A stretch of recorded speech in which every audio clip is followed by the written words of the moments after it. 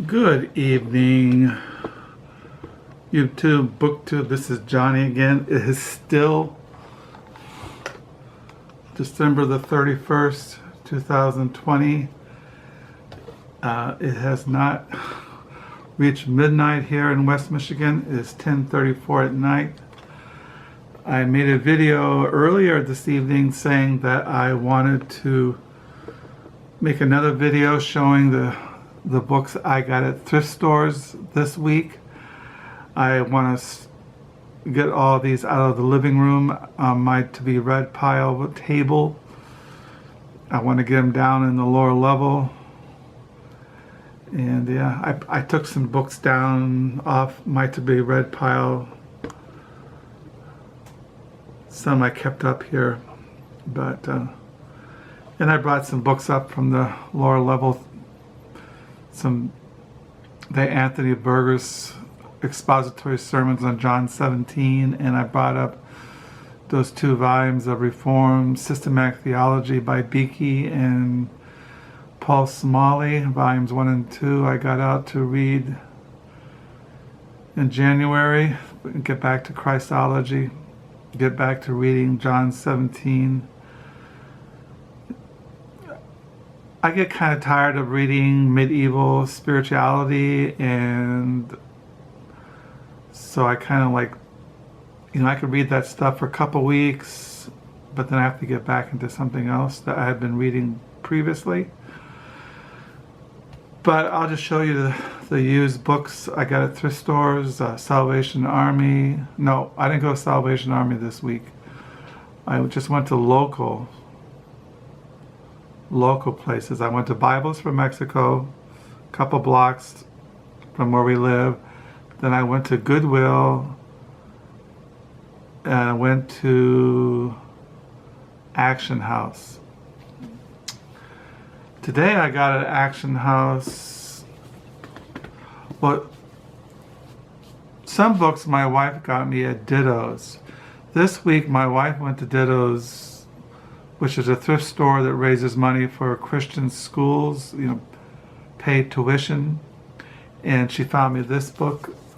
She called on my cell phone and said, do you want this book? And she mentioned this book by Alan Dulles, former chief Central Intelligence Agency author of The Craft of Intelligence. And this is a book that he wrote called The Secret of Surrender. This is the first complete inside account of Operation Sunrise, which brought about the surrender of 1 million Nazi and fascist forces in the World War II. The surrender was signed in April 1945 at the Allied headquarters at Royal Summer Palace in Castiera, Italy, and led directly to the final German capitulation, can't pronounce the word, at Reims a week later. Anyway, she got me this book. It's $1. Then she picked up another book she saw there, I think. Yeah.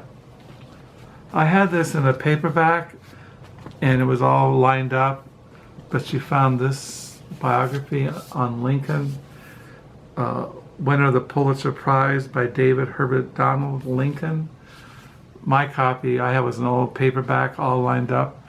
This is in perfect condition. It does have "To Ted, I Love You, Hazel" written in it, but I can live with that. It's not marked up as far as I can see.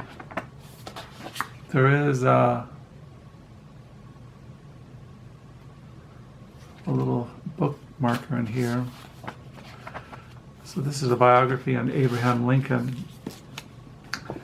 And then I went back because she saw this chair my wife did at Ditto's, and she wasn't going to buy it until I would want it also. We needed an old chair in the living room to hang on our coats and miscellaneous things. That other chair we had was falling apart. So she had taken a photo of the chair on her cell phone, and I looked at the chair and said, it's fine. So I went back to Ditto's and I bought the chair. It's over there. I'll show you the chair if you want to see it. That's the chair. See, it's an old chair. See? So that's the chair that she wanted me to go buy at Ditto's. So I went back to Ditto's and I got the chair and I looked around. I didn't see anything at any books, so I bought the chair and I left. But I did go on the way home. I stopped at Salvation Army and found this book, Things Hidden Since the Foundation of the World by Jean Girard, translated by Stephen Bain and Michael Metteer. I don't know how to explain what this book is about. I still can't figure it out.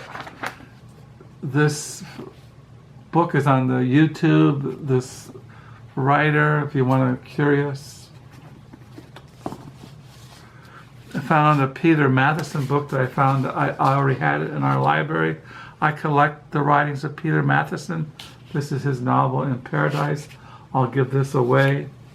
I also found this biography on the Ford family, American Epic by Peter Collier and David Horowitz. I already had this. I'll give this away too. I found this at Bibles to Mexico. This is a memoir, Scenes from the Writing Life, Horse People by Michael Korda. I read he was an editor for Simon & Schuster, and I read his memoir. And this is about his second wife was a horsewoman. She was really into horse riding and horses, and this is about that whole kind of experience. She died of brain cancer. This is a memoir in a history of depression, Where the Roots Reach the Water, A Personal and Natural History of Melancholia by Jeffery Smith. This is about the history of melancholia, depression, and this person's own personal experience and how he dealt with it. But then he brings in the history of melancholia, and it looked pretty interesting. I collect books on depression since I suffer from depression myself. So it looked pretty interesting. And I found this at Goodwill, Gurdjieff, Meetings with Remarkable People. This is a picture of him. His name was G.I. Gurdjieff, The Meeting of Remarkable People. I'm probably mispronouncing his name. It's kind of like theopathy. It's a psychological biography, autobiography, something like that. Years ago, back in the late 60s, I used to have books by him. This is a memoir by Pat Conroy, The Water is Wide, a memoir. I already have this, so I'll give this away. I found this today at Action House. I had to go pick up coffee beans at the place that we buy our coffee beans at, and just a block down is a thrift store called Action House, and I found this. This I didn't have in our library. It's kind of like science fiction horror. It's called Revelations, edited by Douglas Winter, framed by Clive Barker.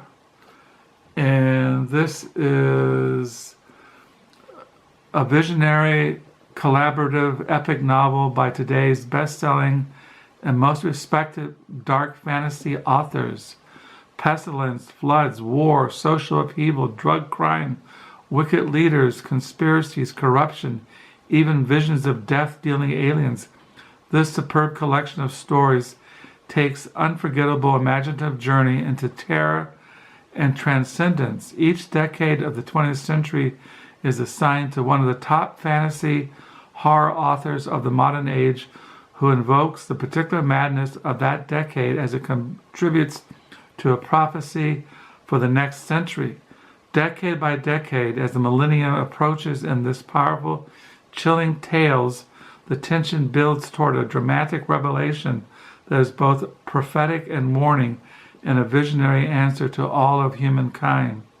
In the singular publishing event. Revelations is a stunning anthology novel by the modern superstars of fantasy and horror, including New York Times bestselling authors Clive Barker, David Morrell, Paul Wilson, Poppy Z. Bright, David J. Shoho, and Ramsey Campbell. So it looked kind of interesting. It was only 60 cents. I have this already. This is a 2-volume biography on the romantic poet. No, maybe he wasn't a romantic poet. I think he was considered, what is it called? I can't remember. Anyway, this is the first volume of a 2-volume biography on Coleridge. And I have this already in hardback. I wasn't sure. I got this paperback. I'll give this away. I also found this novel by Mordicai Richler, Solomon Gursky Was Here, a novel. I found out I already had it in our library. So I have 2 copies. I'll give one away. I'll put it in the local library, a little box thing in our neighborhood. So those are the thrift store books I found this week. Now I can get rid of some of these. And my wife goes for walks every morning, and she puts them in these little local neighborhood library, little like mailboxes things. So she can take those, take the Fords. I have that. She can take the Peter Mattiessen in Paradise. He just passed away, I think, last year. I can't figure out what this is about. Things hidden since the foundation of the world. I don't know.